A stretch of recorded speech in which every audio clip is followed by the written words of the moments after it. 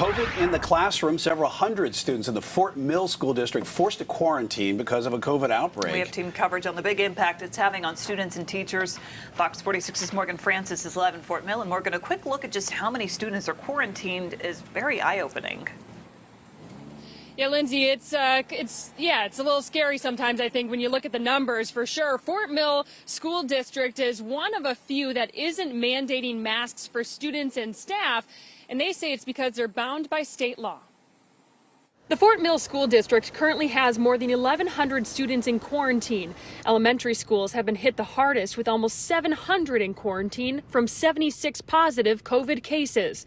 Some argue a mask mandate would help keep kids in class, but on any given day, you'll find parents on both sides of the debate. Kids need to wear masks, and I hope this is a wake-up call to parents. I'm so sick of the masks. There's so much stuff out there. Do they work? Do they don't work? The Fort Mill School District says it's out of their hands. Unfortunately, as it comes from the State Department and from the state legislature when it comes to laws, we have to follow what they have, and until they decide to make a change or there's a change made at their level, we will have to continue to follow that law. Have you talked with the governor's office and explained what's going on here and asked for him to change that law? We have not spoken directly with the governor's office about the law. The law states that school districts can't create or enforce mask wearing. If they do, they risk losing state funding. If we were to lose that state funding, we would not be able to operate at all, virtually or in person. Some would say the numbers on this dashboard paint a troubling trend. Are there any other schools that you're looking at right now that are kind of in that yellow zone of you're concerned about them? We have not seen any schools at this point that's shown the community spread like we saw at Forest Creek. Obviously, we're keeping an eye on them every day.